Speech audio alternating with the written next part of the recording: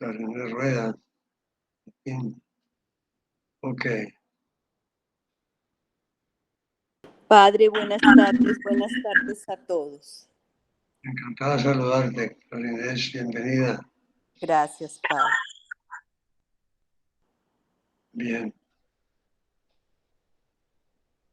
Padre, yo quisiera aprovechar un segundo antes de que comencemos en forma, mientras van entrando las demás mujeres.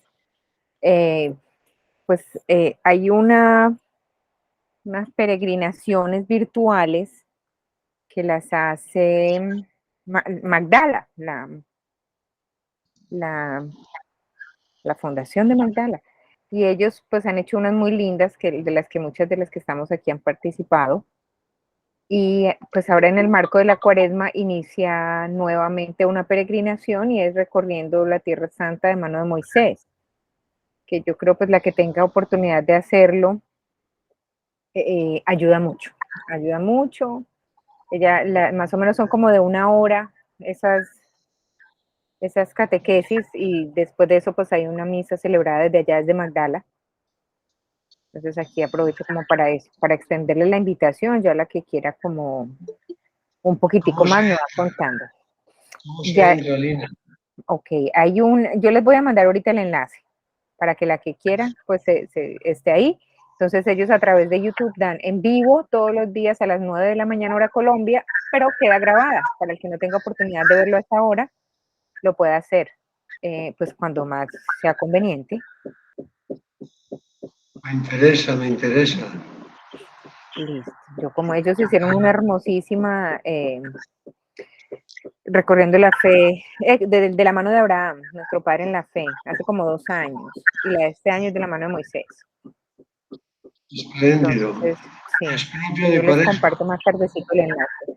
Sí, señor, en el Sí, marco es de la un Cuaresma. tesoro. Un tesoro poder entrar a Israel, a la tierra del Señor en Cuaresma, es buenísimo, con tanta facilidad además. Sí, compártenos, por favor, el enlace para entrar. Muchas gracias. Listo, con mucho gusto. Eso es entrar de lleno esta tarde con ese regalo. Sí.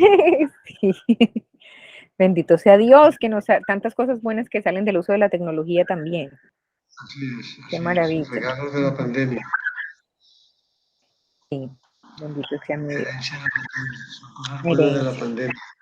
Eso, Esta las clase cosas también son regalo de Dios que nos vino ahí de ese tiempo tan complejo. Nos vinieron Bueno, por muchas ahí está cosas buenas. la señora Anneli. Bienvenida, Anneli. Viva Barranquilla y Socorro también. Padre, ¿cómo están? Buenas ¿Cómo tardes. vamos? Aquí todavía está carnavaleando. Aquí está todo el mundo viendo el desfile 34 de Despidiendo a Joselito. Joselito. Sí. Barranquilla todavía está en carnavales. Está Muy cerrando. Aquí bien. juiciosa aquí. Bueno. Y ahí está la señora Socorro también. Bienvenida. Bueno. Pues si quieres, Listo. Damos Espíritu inicio. Santo, comentamos el Evangelio un poquito. Muy bien. En el nombre del Padre, del Hijo y del Espíritu Santo. Amén. Ven, Espíritu Santo, llena los corazones de tus fieles y enciende en ellos el fuego de tu amor.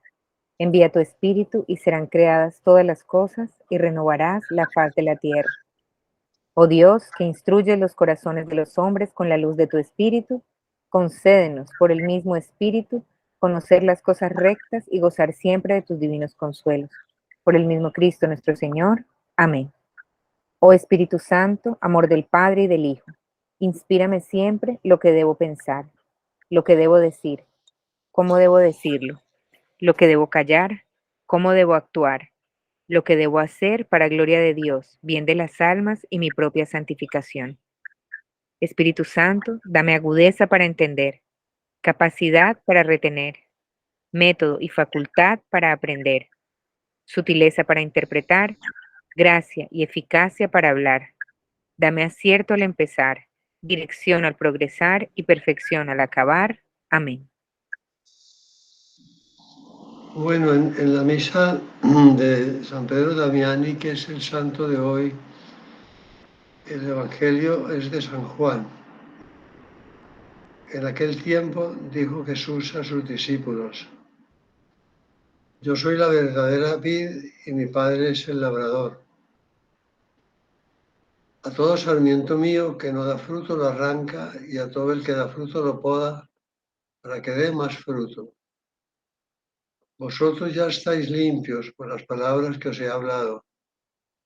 Permaneced en mí y yo en vosotros. Como el sarmiento no puede dar fruto por sí si no permanece en la vid, así tampoco vosotros si no permanecéis en mí. Yo soy la vid, vosotros los sarmientos. El que permanece en mí y yo en él, ese da fruto abundante, porque sin mí no podéis hacer nada. El que no permanece en mí, lo tiran fuera como el sarmiento y se seca.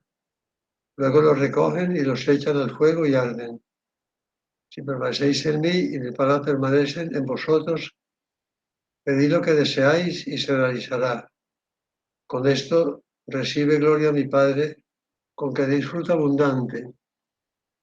Es llamativa la reiterada insistencia del Señor, que nos hemos dado cuenta, ¿no? Si hemos escuchado con atención este texto de San Juan, en el capítulo 15, los primeros versículos, es la repetición de la palabra permanecer.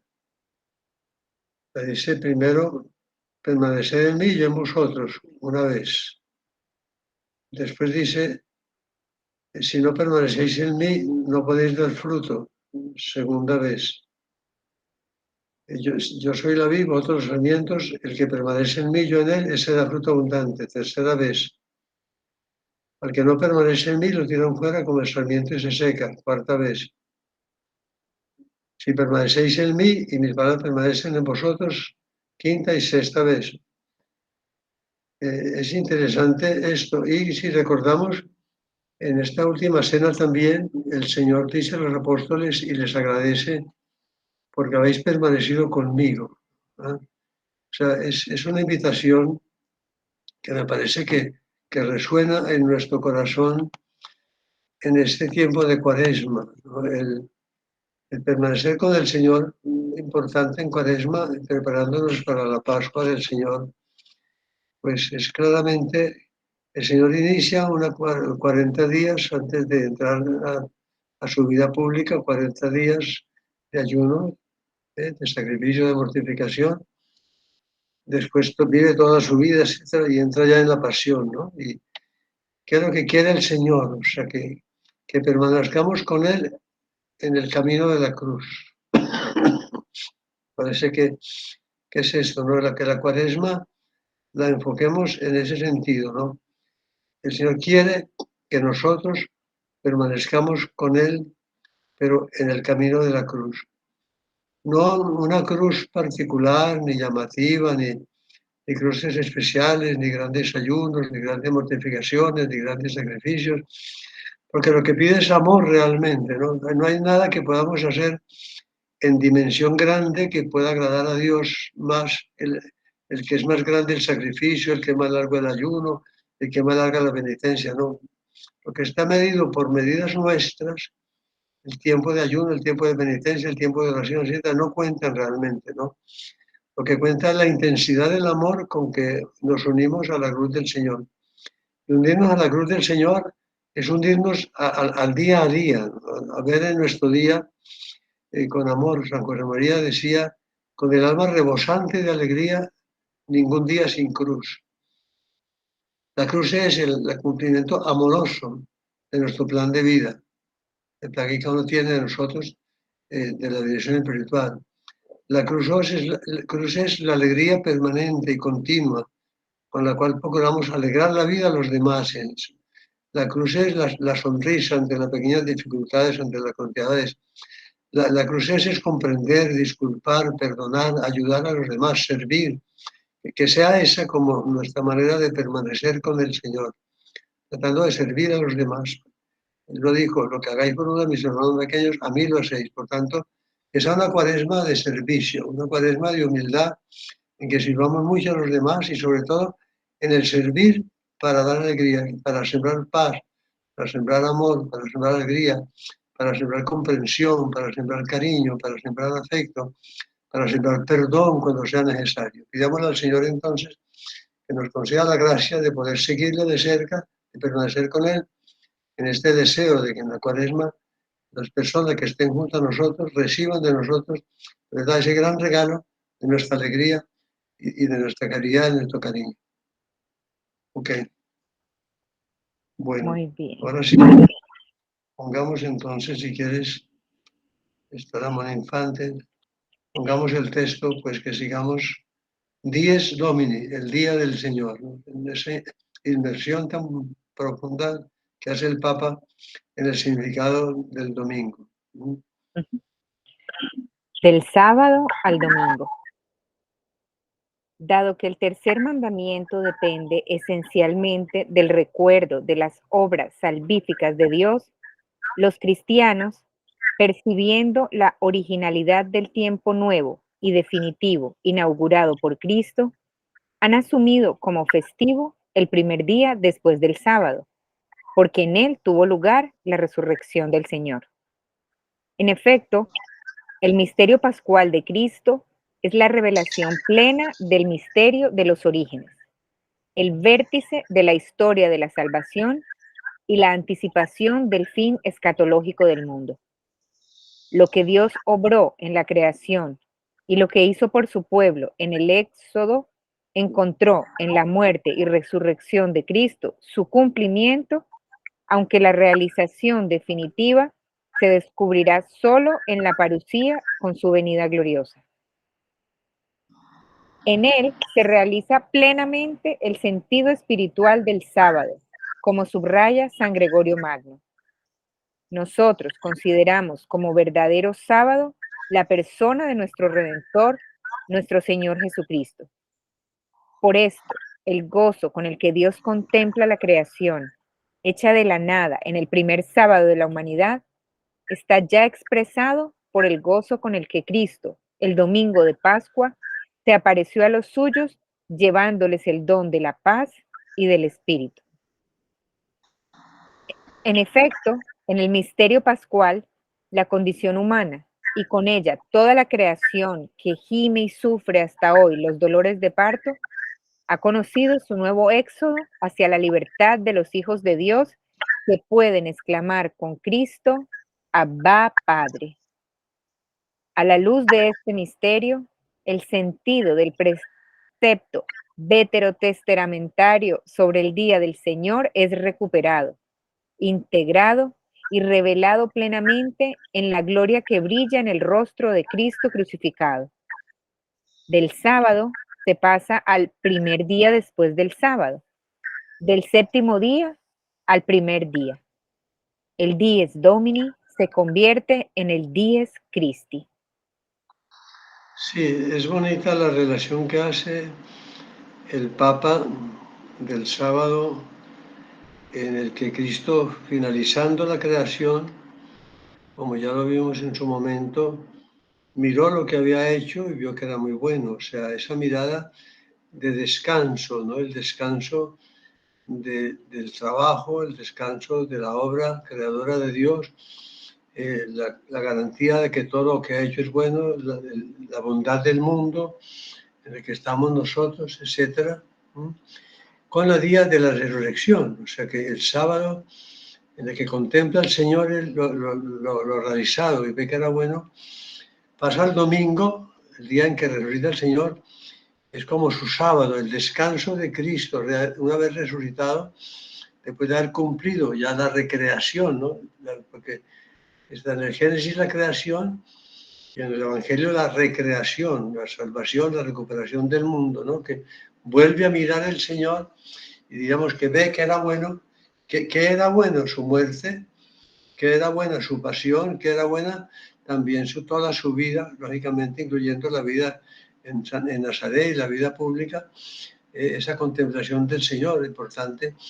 Y por eso el día domingo, de alguna manera, necesitamos mirar con esa mirada, la misma mirada de Cristo, nuestra semana, y de esa semana se convierte en algo bueno, vio que era bueno, ¿no? El domingo, al mirar desde la cumbre del Calvario y desde el sitio de la resurrección del Señor, la semana entera, nosotros comprendemos que lo que hace valiosa esa semana es precisamente la vinculación con Cristo muerto y resucitado. O sea que entonces es por eso tan importante el domingo, la Santa Misa, porque la Santa Misa acoge todo lo que hacemos durante la semana, queda como acogido por el Señor, que con los brazos extendidos en la cruz ofrecía al Padre nuestra vida y le da sentido y le da valor al trabajo, a las noches de piedad, a la vida en familia, a las ocupaciones de la semana. O sea, toda la semana se resume en esa mirada del Señor, que se parece a la mirada del final de la creación o a la mirada del día domingo de la resurrección, ¿no? O sea, que recoge todo y contiene todo. No vivir el domingo, no vivir la misa del domingo, no vivir el descanso del domingo, es frustrar totalmente todo lo bueno que hemos hecho en la semana, ¿no? Me parece que es importantísimo comprender esta realidad, ¿no? Que no solamente faltea un precepto de la Iglesia, ¿no? Si no voy a misa, perdón, sino que he hecho algo mucho más grave, me he desvinculado de Cristo, o sea, con el Evangelio que meditamos, no he permanecido con Cristo. Como decía el Evangelio, el no permanecer con Cristo es como la rama que se desprende de la vida. Rosana, ¿iba a decir algo? Sí, ¿qué significa la palabra veterotestamentario? Se refiere al Viejo Testamento, es referido al el Antiguo Testamento.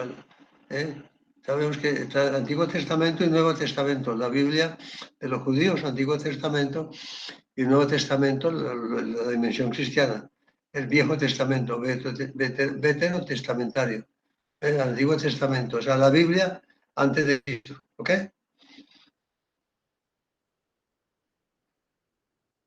Supongo que dices que sí. Perfecto. Ok. Sigamos, Lina. Bien. El día del Señor resucitado y el don del Espíritu.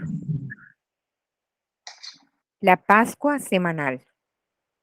Celebramos el domingo por la venerable resurrección de nuestro Señor Jesucristo, no solo en Pascua, sino cada semana. Así escribía a principios del siglo V el Papa Inocencio, testimoniando una práctica ya consolidada que se había ido desarrollando desde los primeros años después de la resurrección del Señor. San Basilio habla del Santo Domingo honrado por la resurrección del Señor, primicia de todos los demás días. San Agustín llama al domingo sacramento de la Pascua. Padre, el micrófono está cerrado. Entra ya como es un recuento histórico, ¿no? De cómo la Iglesia asumió desde los comienzos el domingo el Papa Inocencio y después ya los padres de la Iglesia, San Basilio, después San Agustín, reconociendo que la tradición de la Iglesia, que siempre se ha considerado muy importante, que no es un invento pues de los últimos años, sino que siempre la Iglesia desde el principio estuvo celebrando la resurrección del Señor el domingo, el Santo Domingo, etcétera, ¿no? Ok, sigue. Esta profunda relación del domingo con la resurrección del Señor es puesta de relieve con fuerza por todas las iglesias, tanto en Occidente como en Oriente. En la tradición de las iglesias orientales en particular, cada domingo es la Anastasimos Heméfera, el día de la resurrección, y precisamente por ello es el centro de todo el culto.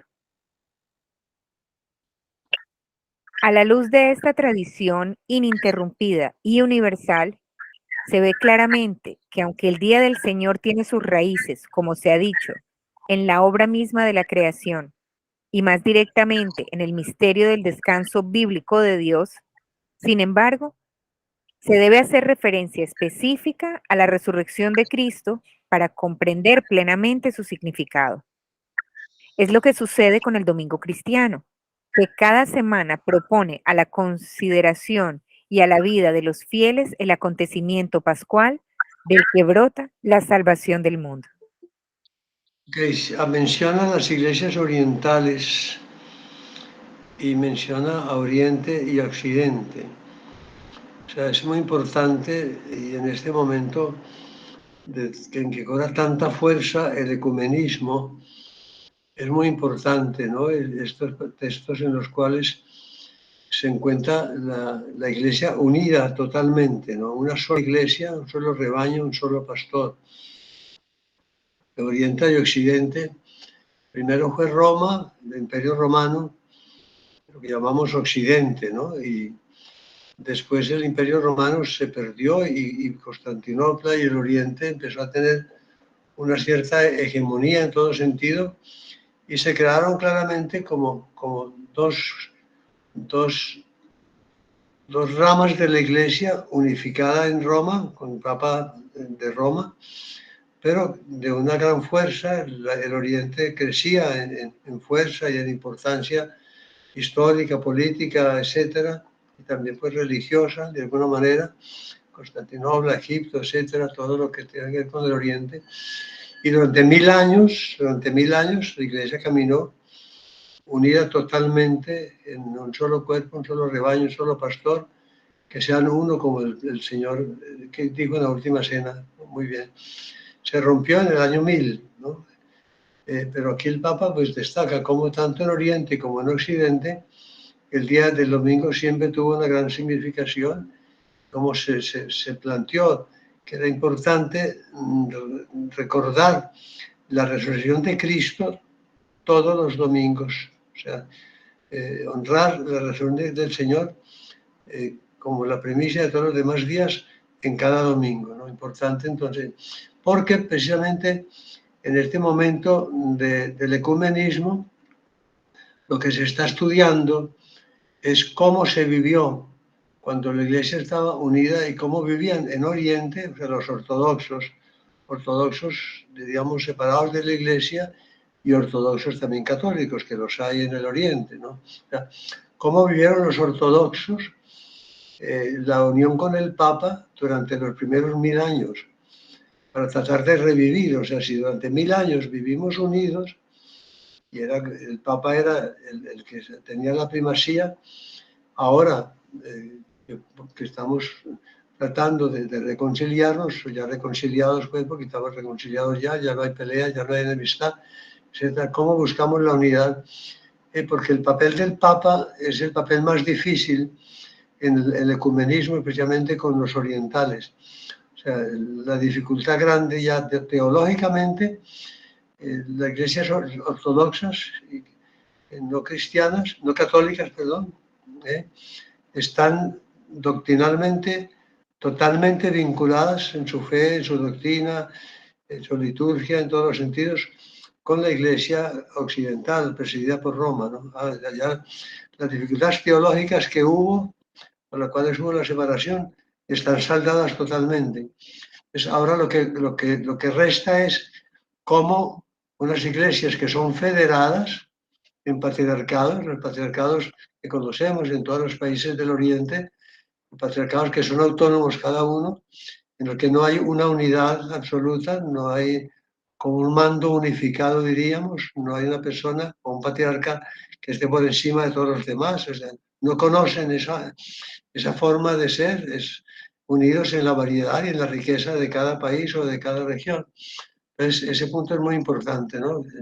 Y lógicamente, pues, el celebrar la misa juntos es un deseo muy grande que en el ecumenismo, pero me detengo en esto porque recordemos nuestra oración permanente por la unidad de la Iglesia y de las iglesias, ¿no? Que es que realmente se camine y se llegue a esa unidad, que sean uno, los ortodoxos y los católicos cristianos, los católicos romanos, diríamos, ¿no? Están de pueblos luteranos, etcétera, ¿no? Pero en este caso menciona el Papa como tanto en Oriente como Occidente la devoción, y eso sigue siendo así, ¿no? La misa tiene una gran importancia en todas las religiones orientales y occidentales. Ok.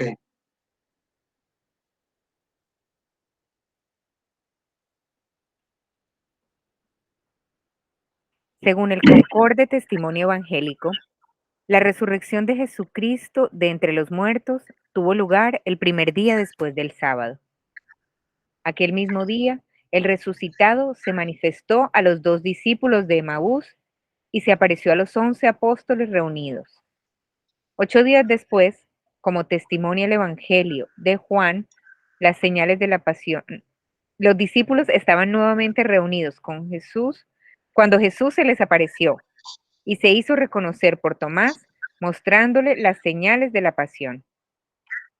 Era domingo, el día de Pentecostés, primer día de la 8ª semana después de la Pascua judía, cuando con la efusión del Espíritu Santo se cumplió la promesa hecha por Jesús a los apóstoles después de la resurrección. Fue el día del primer anuncio y de los primeros bautismos. Pedro proclamó a la multitud reunida que Cristo había resucitado, y los que acogieron su palabra fueron bautizados.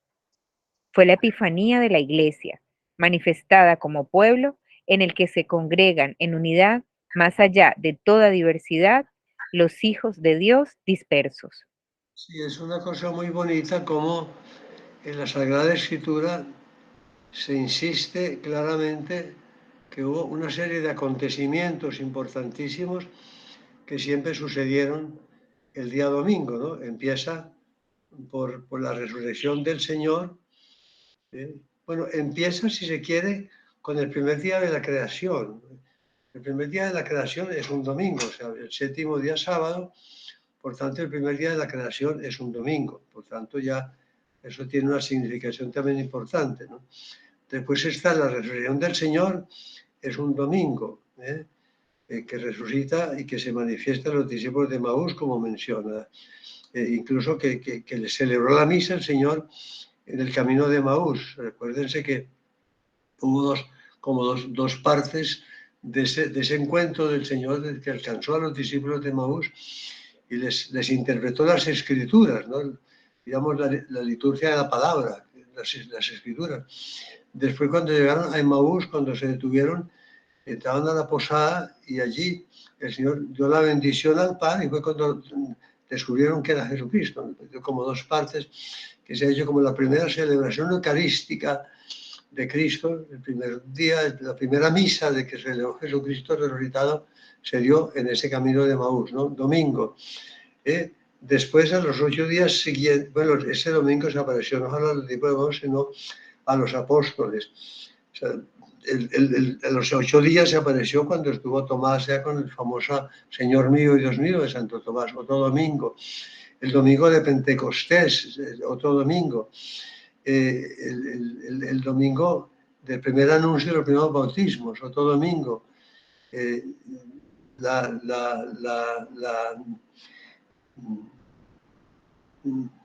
La aparición o la revelación, no lo menciona el Papa, la revelación a San Juan del Apocalipsis. También San Juan dice que fue un domingo cuando se le apareció o se le reveló todo lo que en el Apocalipsis quedó escrito, ¿no? O sea que hay una gran insistencia y mucha claridad en el comienzo, en el origen del cristianismo, de los primeros cristianos, de la trascendencia tan grande que tiene el día domingo, ¿no? Me parece que es importante en ese sentido.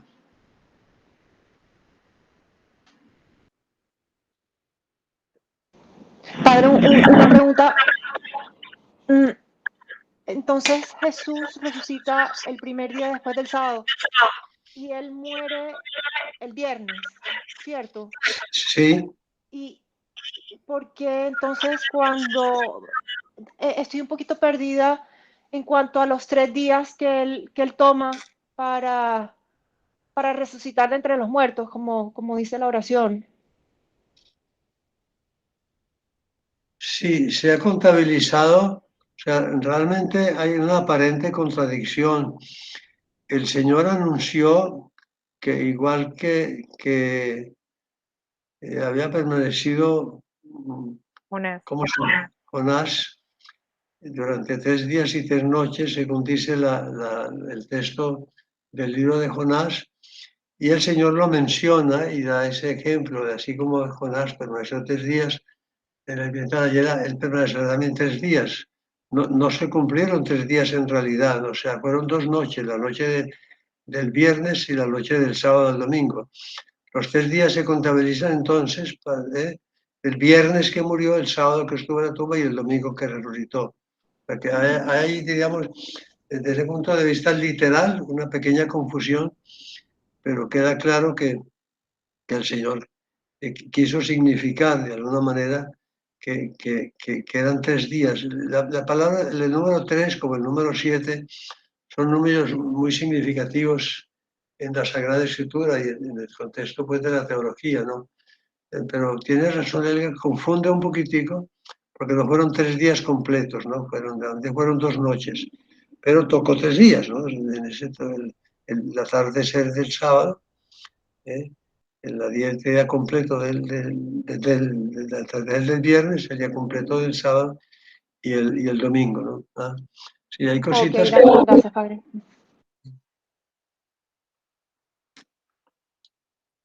Padre, yo pienso que uno humanamente, bueno, cuando uno tiene una pérdida muy grande o cuando uno está esperando algo así con mucha ansia o con mucho ahínco, eso cuentan como 3 días. O sea, uno no espera que pase el día completo mañana a la noche para uno decir que ya lleva 3. Pues entonces, como al tocar ahí el borde del domingo, sí, claro, ya cuenta como Sí, tercero. y la pérdida del niño Dios, también se habla de 3 días. En realidad no fueron los 3 días, pero el atardecer de un día, el día entero completo el segundo, y al tercer día también lo encontraron, ¿no? De alguna manera hay un simbolismo también en esa pérdida 3 días, ¿no? Yo le cuento algo que me habían dicho, que con relación a eso, el día, por eso se hacen las vísperas a las 5 de la tarde, porque los días arrancaban en el atardecer del día anterior. Entonces, eso, pues, me oyen, sí.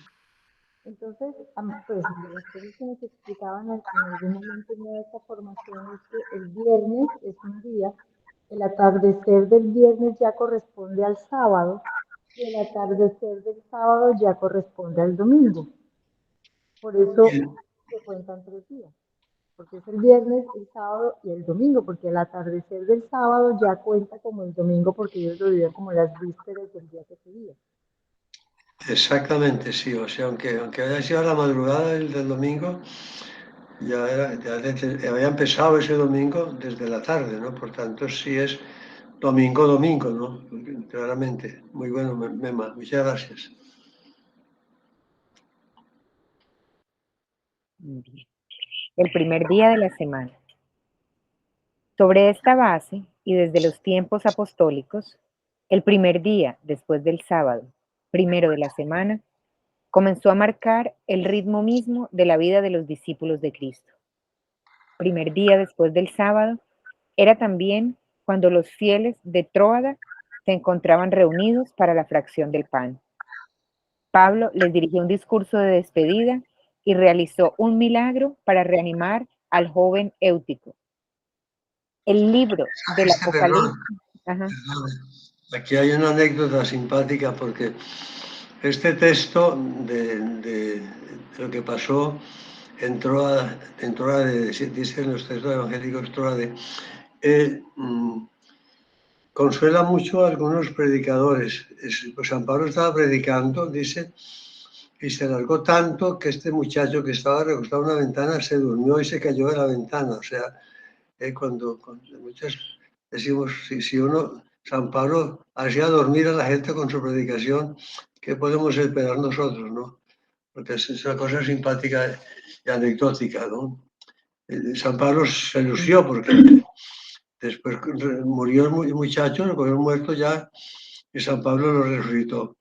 Como quien dice, perdóname chiquito que te hice dormir, pero vuelve a la vida, ¿no? Ok, perdona, una anécdota simplemente. Qué lindo es. El libro del Apocalipsis testimonia la costumbre de llamar a este primer día de la semana el Día del Señor. De hecho, esta será una de las características que distinguirá a los cristianos respecto al mundo circundante. Lo advertía desde principios del siglo II el gobernador de Bitinia, Plinio el Joven, constatando la costumbre de los cristianos de reunirse un día fijo antes de salir el sol y de cantar juntos un himno a Cristo como a un Dios. En efecto, cuando los cristianos decían Día del Señor, lo hacían dando a este término el pleno significado que deriva del mensaje pascual. Cristo Jesús es Señor. De este modo, se reconocía a Cristo el mismo título con el que los 70 traducían en la revelación del Antiguo Testamento el nombre propio de Dios, ese tetragrama que no era lícito pronunciar. Bien, ¿qué quiere decir con los 70? Con que los 70 traducían en la revelación del Antiguo Testamento. ¿Quiénes son los 70? Los ¿Quién 70 sabe? ¿Ah? los ancianos que tradujeron la Biblia, o sea, fueron los primeros en sacar la escritura, ¿no fueron 70 ancianos? No. ¿No? Okay. No eran los, o sea, no era como la, como lo, o sea, como lo, como la Biblia de antes. Ok. Algo así, ¿no? Sí. La Biblia fue escrita inicialmente pues, por los judíos en los idiomas propios, en arameo, en hebreo, ¿no? ¿Ah? Están todos los textos de la Biblia que se habían recogido en papiros, en pergaminos, etcétera, sueltos por allí, ¿ah? Todos en los idiomas en los que los judíos pensaban que hablaba Dios, o sea, ellos tenían la idea de que Dios hablaba hebreo, Dios hablaba arameo, el idioma con el que se dirigió Yahvé pues, durante todo este tiempo al pueblo hebreo. En un momento dado, el idioma dominante se volvió el griego. Grecia invadió culturalmente toda la Palestina, etcétera, y el idioma pasó a ser el idioma culto, el idioma ya del que se hablaba, el idioma griego, la lengua griega. Y se planteó entonces la posibilidad con Ptolomeo, que fue uno de los soldados que dejó Alejandro Magno, de hacer un libro completo de la Sagrada Escritura. Pero claro, había que hacerlo en el idioma griego, que era la unidad predominante. Acuérdense que en Ptolomeo, en Alejandría, quiso organizar una biblioteca que contuviera todos los más importantes libros de la historia de la humanidad hasta entonces, una biblioteca universal. Era una audacia de Ptolomeo, un hombre muy culto, maravilloso, en que empezó en África, en Asia, por todos los países del mundo, buscando los textos principales que existieran para copiarlos, pedía el original, los cambiaban por trigo, que Egipto abundaba mucho en trigo y cuando las hambrunas había por ahí en todos los países, llegaban barcos con los documentos y con los rollos y las cosas escritas para que los tradujeran al griego en Alejandría y se devolvían los barcos cargados de trigo para esos países, ¿no? Entonces, cuando se planteó esto, dijo, bueno, pero vamos a ver cómo se hace esa traducción, o sea, hay que estudiar cómo se va a hacer esa traducción al griego. Y cuenta la historia que invitaron a 70 sabios judíos, ¿no? pero cultos, conocedores del griego, para que se reunieran y para que hicieran la traducción de esos textos originales. Hubo mucha polémica porque los judíos ortodoxos decían, no, si Dios habló en hebreo, pues no hay que traducirlo al griego, es traicionar la palabra verdadera del Señor, porque la palabra del Señor hay que reconocerla como fue pronunciada por Dios, por Yahvé, ¿no? Otros decían, no, sigue siendo palabra de Dios, aunque sea un idioma, ¿no? Etcétera, etcétera. El hecho es que la tradición cuenta que los 70 sabios griegos y cada uno se encerró en su cubículo durante unos meses o tiempo muy largo, a coger todos los textos que existían y a pasarlos al griego.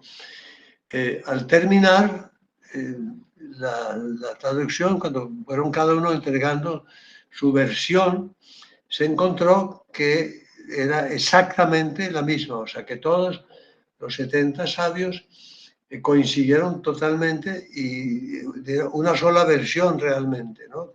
Que es la versión que San Jerónimo utilizó después para traducir la Biblia al latín. O sea, la Biblia de los 70 es la Biblia que se escribió por unos sabios.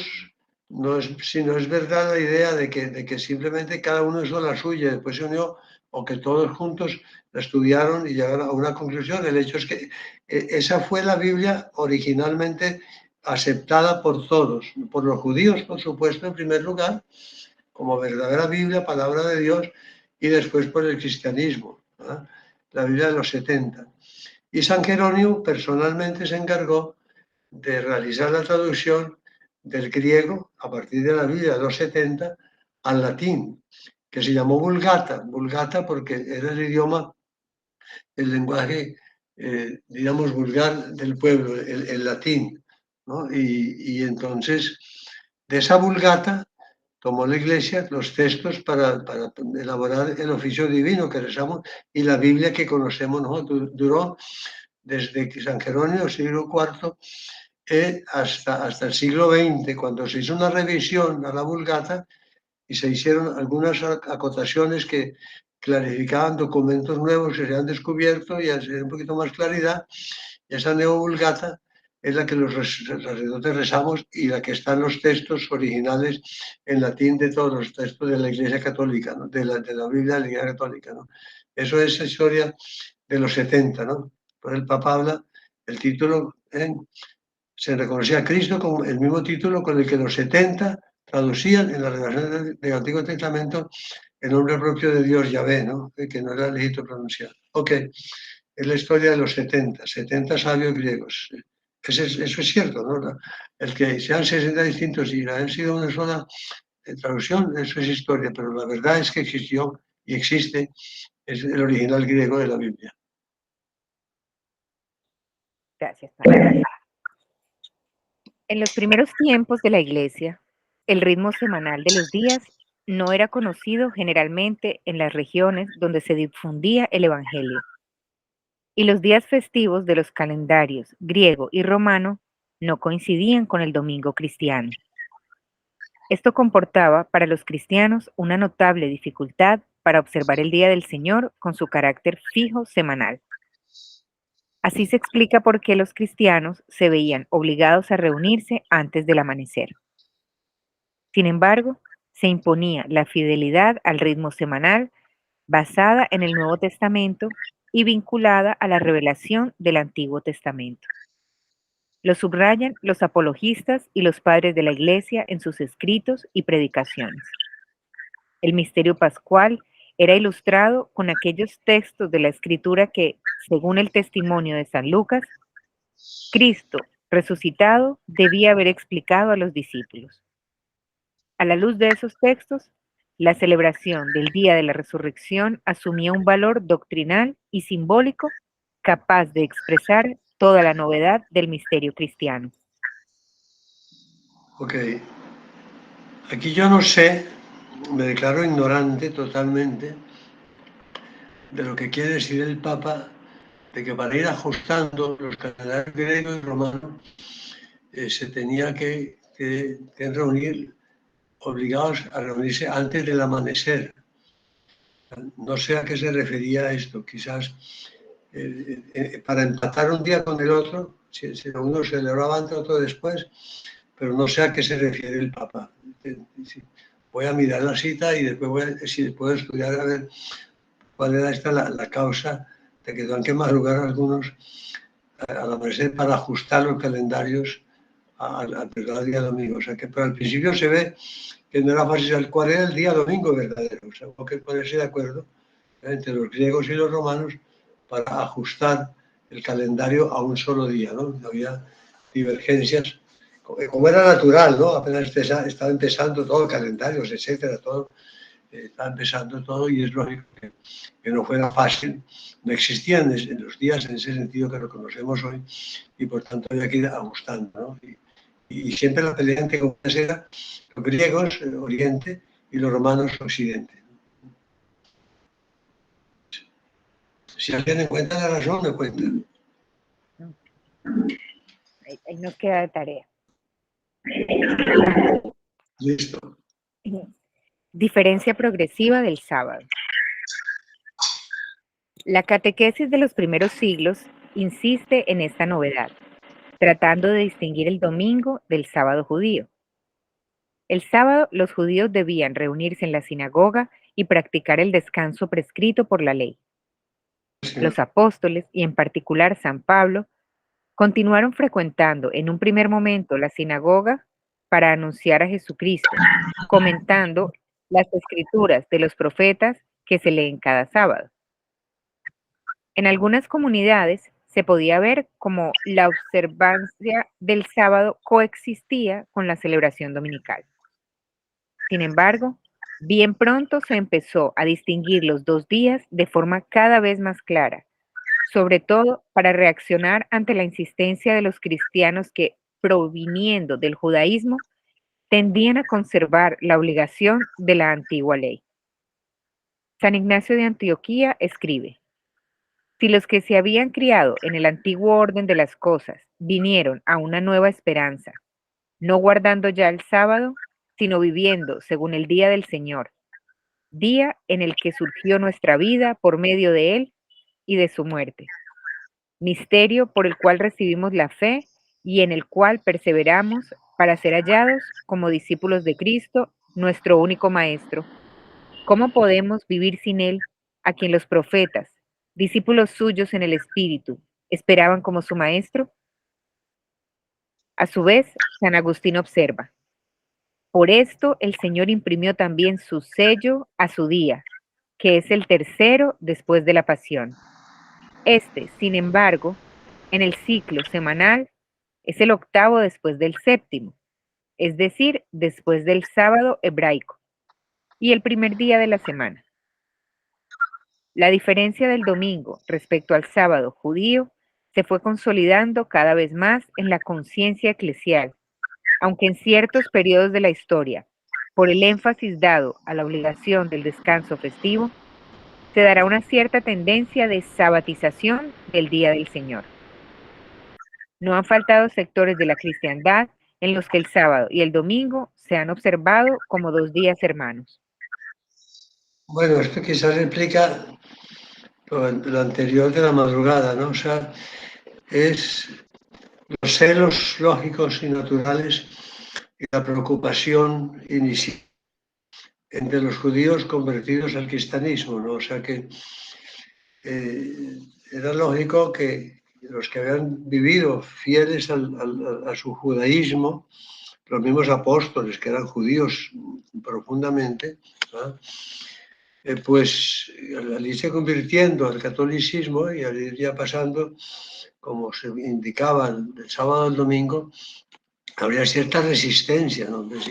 Si el sábado ha sido durante 2000 años, estamos celebrando el sábado con tanta importancia, pues durante el tiempo que sea, 1000 años y pico, con Moisés, ahora cambiar el domingo no lo entendemos, la fidelidad tan profunda que los judíos solían tener. Acordémonos que no vivir el sábado para el tiempo judío era causa de pena de muerte, ¿no? O sea, había una fuerza muy grande de la obligatoriedad absoluta. Entonces, claro, yo me convierto al cristianismo, veo que tiene verdad, etcétera, pero si me tocan el sábado, me cuesta trabajo. Nos están tocando algo que venimos celebrando desde hace muchos años, muchos siglos. Pero yo creo en el cristianismo, creo en Jesucristo, pero vamos a ver, entonces, por eso tal vez era lo de la madrugada del capítulo anterior, o sea, que cojamos un poquito parte de lo que Mema nos decía, que el domingo, que el día empieza el día anterior, entonces vamos a ajustar del día anterior al siguiente, ¿no? Es posible esto, ¿no? Pero el Papa lo que está queriendo es como insistir muy claramente, ¿no?, en que para la Iglesia ha sido muy serio todo esto del domingo, que no es una cosa caprichosamente, sino que hace parte del desarrollo total y pleno de la revelación y de la importancia que tiene el domingo, ¿no? Me parece que el Papa en eso quiso ser exhaustivo, como repitiendo cosas, pero quiere grabar en el corazón y en el alma nuestra que lo del domingo no es una simple, pues como bregar a ir a la misa el domingo, ¿no? Sino que tiene una fuerza muy grande de vincular la salvación nuestra, obrada en la cruz, ¿no?, a la participación dominical en el descanso que vamos antes y en la celebración de la Santa Misa, ¿no? La celebración de la Santa Misa es mandato eclesiástico, se puede obviar cuando hay una razón grave, como lo sabemos, ¿no? Pero de todas maneras, por estar tan plenamente metida en el mandamiento de la ley de Dios, de la santificación del día de domingo, pues cobra una importancia tremenda la Santa Misa, ¿no? Porque, digamos, en esta repetición que el Papa va profundizando, el Papa Juan Pablo II escribe en forma de tirabuzón. O sea, el Papa no hace, digamos, una disertación lineal, ¿no? O sea, va sacando consecuencias y va avanzando. No, el Papa parece no avanzar, sino dar vueltas alrededor de un tema, y lo está viendo desde un punto de vista, desde otro punto de vista, lo va repitiendo, lo va renovando, etcétera, va calando profundamente en lo que sea, ¿no? Es una forma muy peculiar que tenía Juan Pablo II de escribir. Todo lo que resultan a veces un poquito fuertes, pesados, porque nos parece que estaba repitiendo lo mismo, que está hablando de lo mismo, pero cada vez hay un matiz distinto, cada vez hay una profundidad mayor, cada vez una luz nueva en esa ir revelando lo que el Papa quiere decir, ¿no? Muy bien. ¿Terminamos? Sí, ya. Vamos. Pues padre, no sé, si quiere podemos cortar aquí, que ya nos faltan unos minuticos por si alguien tiene unas preguntas. Y les puedo compartir el himno o el canto de la peregrinación esta que comienza, que les comenté al inicio de la clase. Listo. Okay. Entonces, primero, si alguien tiene alguna pregunta, algo que comentar de la lectura de hoy.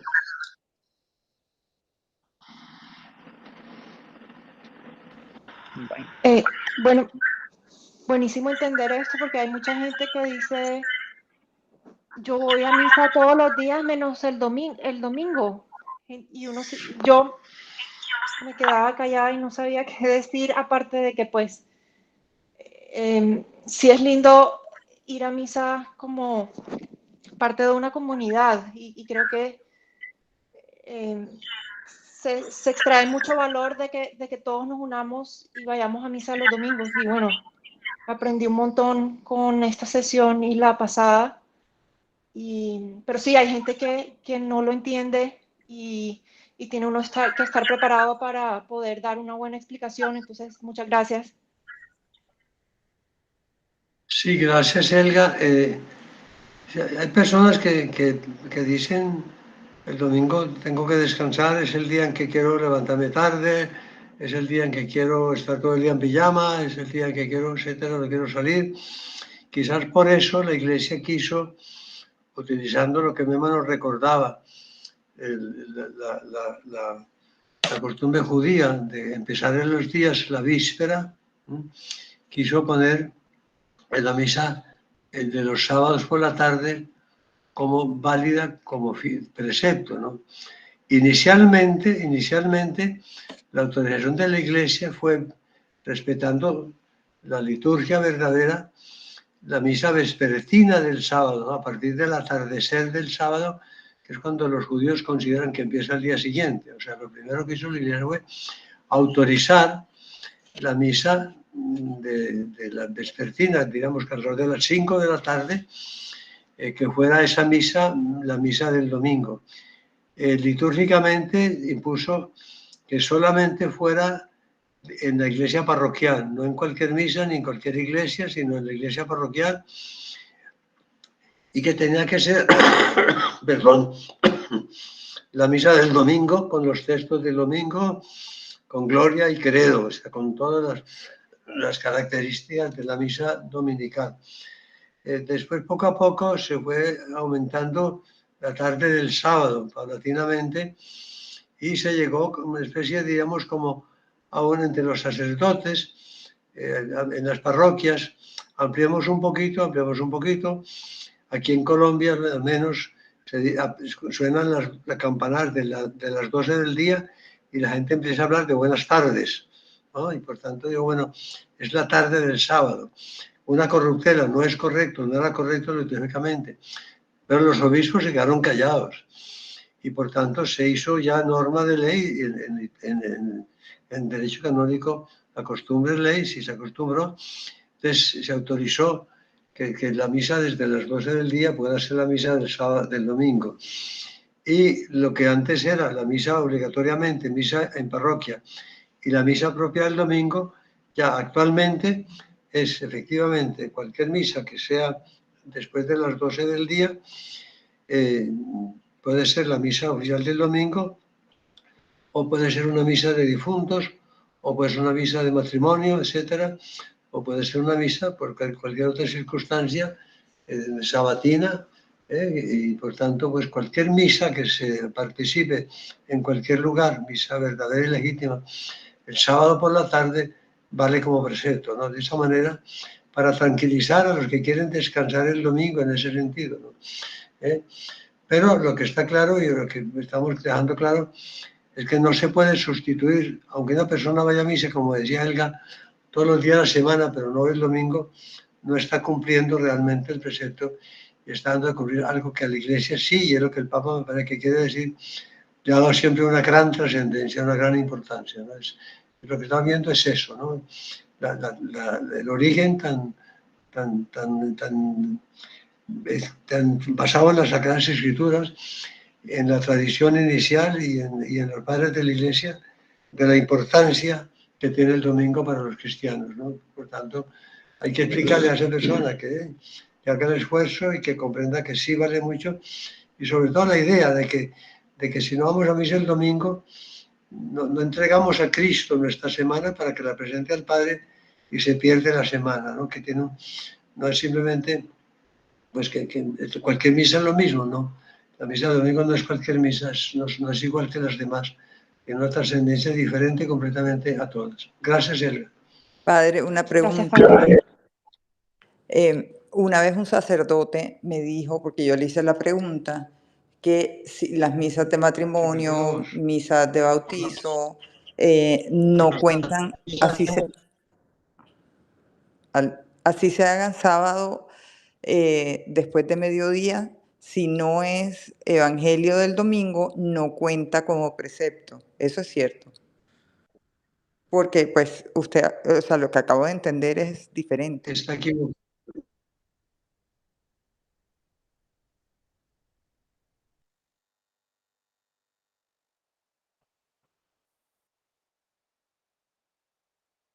Yo no le estoy escuchando al padre. ¿Ustedes sí? Sí, yo tampoco. Tiene el micrófono apagado al parecer. No, lo tenía abierto, pero no, de pronto es de conectividad. Se le fue la señal. Ahora sí, ya volvió la señal. Sí, padre. Ahora sí. Ok, Rosana. Sí, padre. Entonces, efectivamente así se inició la autorización. Misa de domingo con todos los caracteres de domingo y ninguna otra misa sirve como precepto, pero la Iglesia después aflojó. Y lo actual, te lo digo con absoluta certeza, la legislación actual del derecho es cualquier misa celebrada por cualquier sacerdote válidamente y legítimamente por la tarde del sábado, tenga o no tenga las características que conviene lógicamente y se recomienda positivamente que sea una misa completa, ¿no? Con toda y que sea dominical. Pero si no se puede, cualquier misa vale, con toda tranquilidad podemos ir. No sé el sacerdote que no se ha dado cuenta en el momento en que te lo dijo, no sé qué pasaría, pero lo que estoy diciendo es seguro, porque yo no puedo decir algo que después las engañe a ustedes o que hagan una cosa que igual, ¿no? Cualquier misa vale en sábado por la tarde. Gracias, Padre.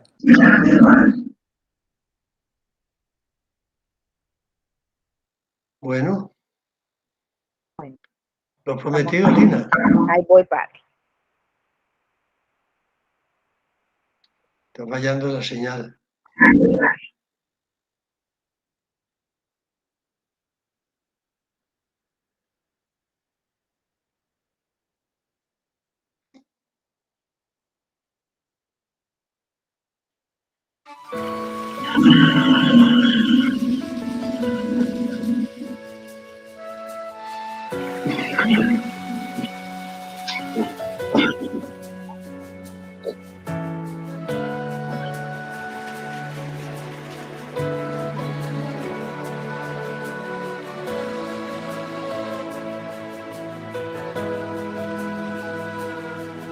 Sé que voy buscando una salida, que mi alma puede estar perdida si me separo de tu guía y dirección. Sé que esta vida es un camino para hallar la salvación.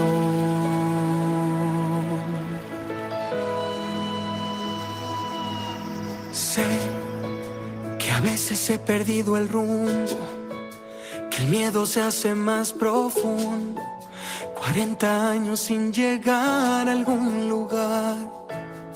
Sé que aunque yo me haya perdido, tú me vuelves a encontrar. Libérame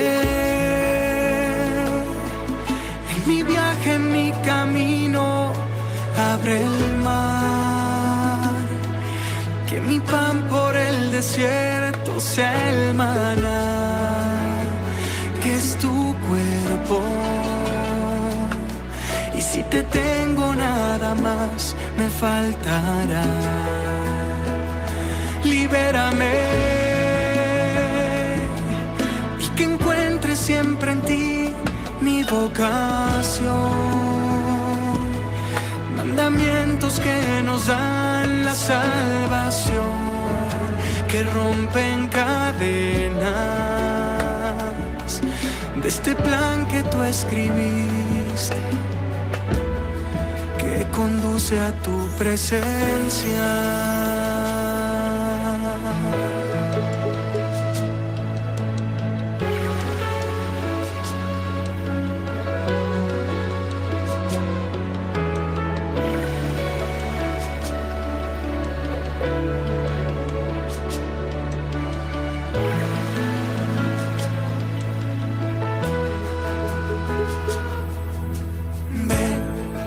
Seamos parte de esta alianza, dejar en él nuestra confianza y que la fe pueda cambiar tu realidad. No nos toca caminar atados, fui creado para amar. Libérame en mi viaje, en mi camino, abre el mar, que mi pan por el desierto sea el maná, que es tu cuerpo. Y si te tengo nada más, me faltará. Libérame y que encuentre siempre en ti mi vocación. Mandamientos que nos dan la salvación, que rompen cadenas de ese plan que tú escribiste, que conduce a tu presencia.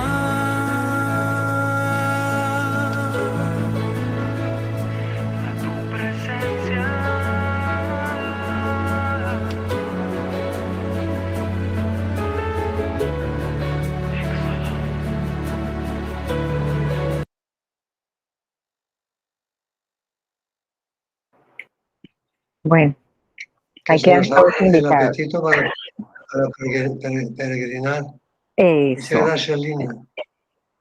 con mucho gusto, Dios te Padre. Yo les salve voy María, a... llena eres de gracia. Contigo bendita tú eres entre todas las mujeres.